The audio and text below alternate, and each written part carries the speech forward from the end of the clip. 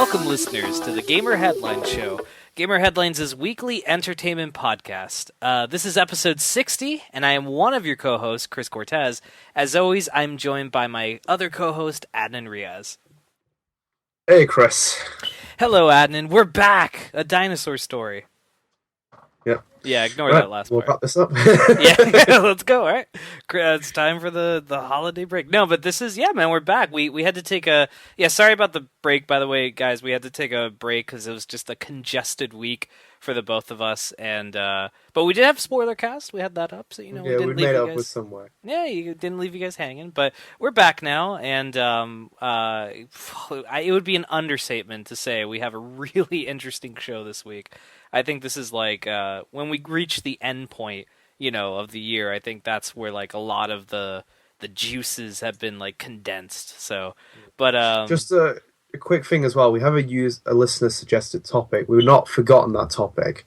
It was meant to be last week, which would have been episode 60 for that, but it's kind of like because our schedules have been like conflicting with each other. We kind of had a hard time doing it, and that topic was meant to lean into the Force Awakens' release. So we haven't done it, but that topic is still in mind. It's just been archived. It's going to be used at a later date when it fits the purpose and the context of what we want. We didn't want to really place it in this podcast to make it feel a little bit strange, but so don't worry. That listener suggested topic that we have, whoever knows what it is, that it will return.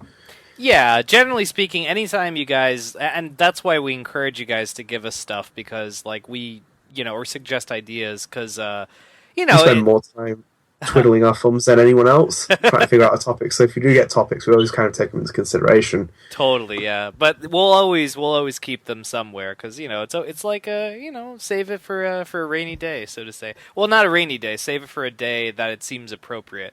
It's like you buy the engagement ring. You're not going to just give it on Tuesday. You're going to wait until Friday. Am I right? That makes no sense.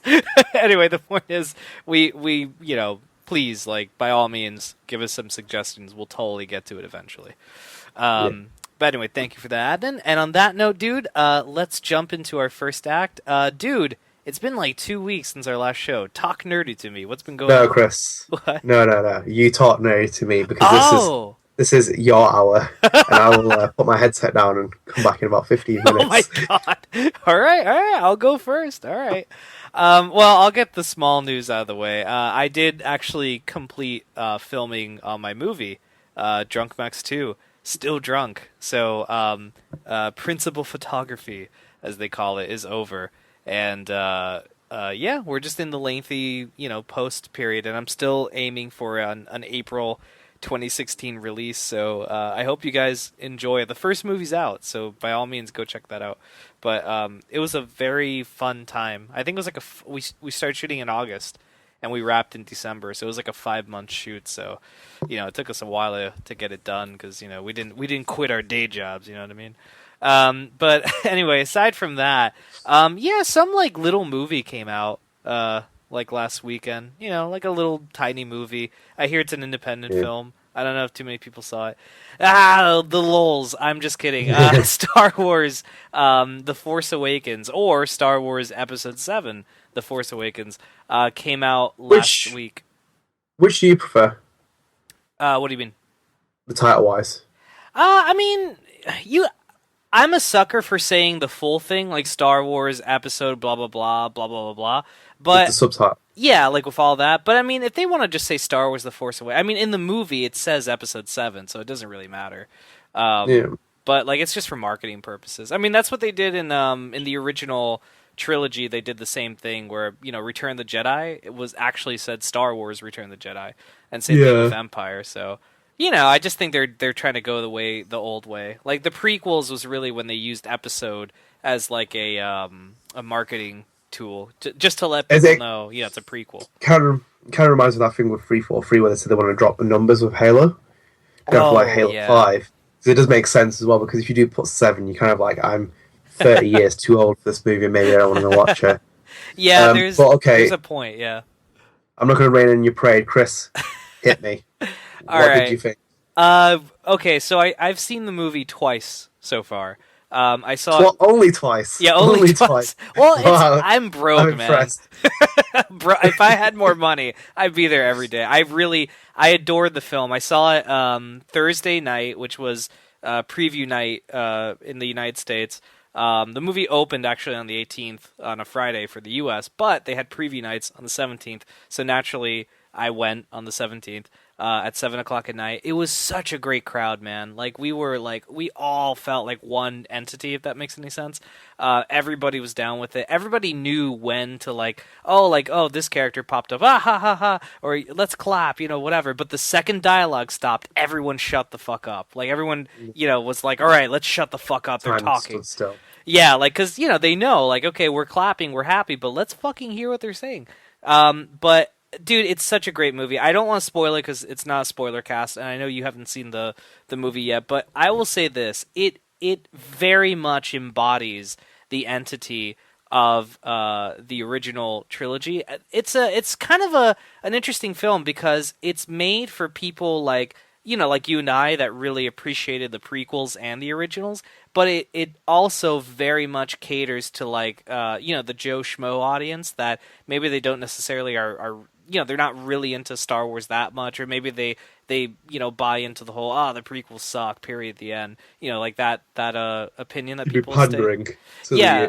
Exactly, like its core audience. Exactly, this film really panders to everybody. Like it's a universe. It's like the dude at the party that everybody likes to talk to, regardless of who you are. It was fantastic. I really dug it. I mean, there's a couple of issues I had with the movie. Not to spoil anything, but the very last shot of the movie, I fucking despised. It was so un-Star Wars, and it felt like, I don't know, it didn't feel like that was the last shot of the movie. But aside from that, I loved it. I think the new characters are great. I liked how they allowed the new characters to kind of take the spotlight, and not necessarily just shoehorn the legacy characters of the people that are coming back in this movie, like Han and Leia and Luke and all that. I'm glad that they're still in it and their role is significant, but they still allowed these newer characters to come along, because it really is, the sequel trilogy really is the story of these newer characters. Like each trilogy, like the prequels was about Anakin, Obi-Wan, and Padme. The original trilogy was Luke, Han, and Leia, and the sequel trilogy is probably going to end up being Poe, Dameron, Finn, and Rey. Judging from my feelings on the movie. But yeah, it was Your feelings. Such you're like Vader.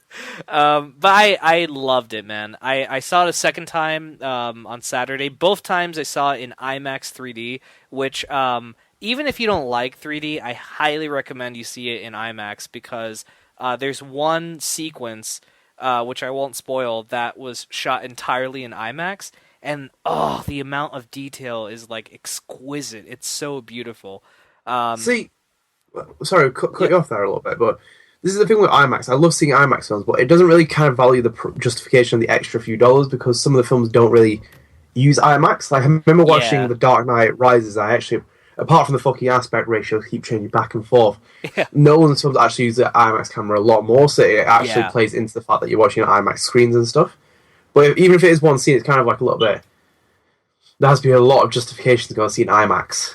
Yeah, I have to say, for Star Wars, if you're a big fan, go and see it. If you're kind of like, a moderate fan, maybe skip out on IMAX, only because you're right. Like, Guardians of the Galaxy is another great example. That movie had a lot of sequences where it was IMAX, and man, it just begs the question. Like, I know they're developing a new IMAX camera. I think we might have spoken about it on the show. That's going to be a lot easier to handle. So maybe we'll get to 40 ton. Yeah, that doesn't. Yeah. So maybe we'll get to see movies like entirely filmed in IMAX, like these type of like action films. Because man, let me tell you, like the IMAX in Dark Knight Rises and the IMAX in Guardians and the one scene in Force Awakens, like they are breathtaking. They're beautiful looking. Both in 3D and not 3D. So I would love to see. Yeah, I would love that, and for a whole movie to be shot like that, that would be like an eye orgasm for 2 hours. But anyway, getting back to it, I don't want to take up too much of the podcast, so I'll wrap it up. Chris, feel free to. I'm not even going to fucking rein in your parade. This is your fucking moment. Lap it up. You only got one shot of this. This is like me destroying the Death Star. Dude, it was phenomenal. The main cast is great. I loved Kylo Ren as a villain. He was phenomenal. Some people thought that he was a little bit whiny and bitchy. I disagree. I thought he was great. Um, Well, isn't every Sith? yeah, right. Like ever since, just like fuck you, man. God, I'm gonna force choke you. Like Every Um, villain in history whines and bitches. The entire point of the villain because they're angry with everything. but dude, overall, like it was, and it's interesting because I really thought, oh man, I'm totally gonna cry when the words appear on the screen, and I didn't. I didn't cry. It was beyond that. It was beyond like getting an emotional response because it resonated in you. Like, dude, I was 12 again. Like I was Yeah. 12 years old again, and I know that's kind of like a hokey thing to say, but like sincerely, like it was the same feeling I had when I skipped school and went with my dad to go see. Seriously, he let me skip school to go see The Phantom Menace in 1999 when I was 12 years old. It was the same feeling. Like I was sitting there, I had my bowl of popcorn, I had like someone I loved very much, in this case Rebecca, was next to me, and like the movie just appeared, and for a second, for a 2 hour period, I forgot about like the money issues I've been having this year, like all the fucking crap that's been going on in my personal life in 2015. All that washed away, and it was just like, wow, I saw a fucking Star Wars movie like 10 years ago. I didn't think they would ever make any more movies because the way George Lucas handles his franchises, it's different from other studios. Like any other studio, I'd be like, of course they're going to make another one. But with Star Wars, it's a little bit different. And now that it's under new management and that everything's happening, with Disney and all that. I mean, dude, it was a fucking pleasure to watch that movie. I mean, I am gonna, the second it's released on home video, like I'll be one of the first people to buy it. And yeah, I mean, I fucking adored it. I think everyone. I mean, I think a lot of people have already seen the movie, which we'll get to that news later. But I advise anyone to go see it at least once. It doesn't even have to be in 3D or IMAX. They have 2D showings. Like, just see it once. It's a really great movie, and you seriously, like, you won't regret it. One thing, though, I will say is a lot of people are complaining, oh god, but certain characters don't do anything, and the plot is like, it's just a fucking rehash. It felt like a rehash of older films in the series, and some people thought that there wasn't enough substance in the film. And I'm like, need I remind everybody that this is the first of a trilogy? So, like, yeah, trilogy. So, like, it's the first of a trilogy. So, like, it's okay if certain things, like, they were very cavalier by saying, like, look, there's gonna be unanswered questions. Don't worry about it. There's 2 other movies coming out, and so I'm gonna judge the whole trilogy once it's done, just like I judged the prequels, and just how I've judged the original trilogy. Force Awakens is the appetizer, as prepared by J.J. Abrams, and Episode 8 is gonna be the main course, and then Episode 9 will be the desserts. So. For what it was, I loved it, and I can't wait, dude. I can't believe it's the beginning of something new. Yeah. And that's it. I Scene. do. I do hope when I watch it, I just have this thing where you see Kylo Ren sitting in a jet and it just flies into the ground and hits the Lost It's crossover island. mayhem. And he just said the it's like, doo. It's like, yeah. But yeah, I do enjoyed it. What the hell? I can't do a Kylo Ren. That's a very unique voice. But yeah, dude. So I recommend to you to go see the movie, like in any format you want, even if it's like 2D. You'll like the movie because the movie itself is good. It doesn't rely on 3D or anything like that. It's good for what it is. I'm a huge nut of 3D, so I gladly saw it in IMAX. But Yeah, fair enough. Right, that's the one fucking hurdle crossed. yeah, that was as it is. Cross that off the list. But okay, so we're done. Yeah. That's it with Talk Nerdy, or do you have anything you want to say? oh, bloody hell. Yeah, so okay, I've actually had some time to mess about this week with a few things.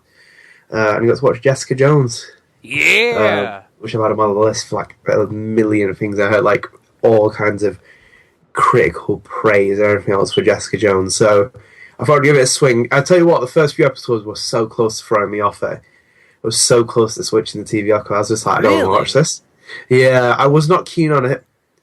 And like for some reason I don't know why it was because I like when I got into it a bit more I liked it because it kind of reminded me in a strange way The Wolf Among Us, where it's this kind of like universes which is really grounded, and the fact that these superheroes aren't really superheroes, it's got natural grit. No, well, they're a bit different, but in the sense that it's a bit grounded, and the fact that everything's happening, I can kind of relate to this universe that they've built. I just love that. Obviously, I think like it was kind of thing for me. I was like, oh, these guys are just poor, the waste men of X-Men, the ones that fucking survived that Magneto hasn't killed, because he got like super strengths and stuff like that. But no, I gradually grew into it. I think like obviously, I think a few things threw me off was like seeing Trinity there and seeing Jessica Jones, the actress who plays her. She's in a Breaking Bad, so it's kind of like one of those obvious things I noticed. But like getting into it, gradually growing into it, I think David Tennant really was something that stood out from that show. I've never really been hugely sold on David Tennant as an actor, but I really did like Kilgrave as a character. He was great. Even his story arc, even the ending with him as well, in that kind of season, for like his entire arc was just one of those things where I was like, you know what, it makes sense for what it was. Do you remember that scene at the end where he's like, "That's not her, it's Patsy." I love that part. Like just the callback. Oh yeah, He had a great charm, and he kind of like reminds me of Moriarty from Sherlock. Just the kind of like the way that he infuses comedy with kind of like the fact that he's absolutely utterly fucking insane. That's a very apt description. Like that is totally Kilgrave. But I think like what kind of attracted me more was kind of like the psychological and the deeper underlining themes of it was where like I think one of the episodes where Jessica Jones insinuates like that Kilgrave raped her because he controlled her mind. I think that was very kind of like that's where it's kind of like that thing where I had that kind of light bulb spring in my head. I was like, oh, this is very much more my kind of like road to kind of go down because I really want to hear what they have to say about this, how they're going to expand this kind of like entire this kind of even like notion of what it was. Of what it is, because that's one of the interesting parts when they do those kind of storylines. No, but I did enjoy it. I think like Luke Cage disappeared for a while, which was kind of strange. I feel that kind of like left a massive absence in the plot, and then also I figured. To speak briefly about Luke Cage, I figured it was because he's going to get his own series next year, and they didn't want to overuse him. But it was very jarring, right? Like he was very like. He was very important to the story, and then all of a sudden, for like what was it, like 4 episodes, he disappears. Yeah, just takes him out. Yeah, and then randomly reemerges. Reemerges with no real huge context or anything else. Just reemerges. It was really kind of like one of those things where you raise your eyebrows, like type thing.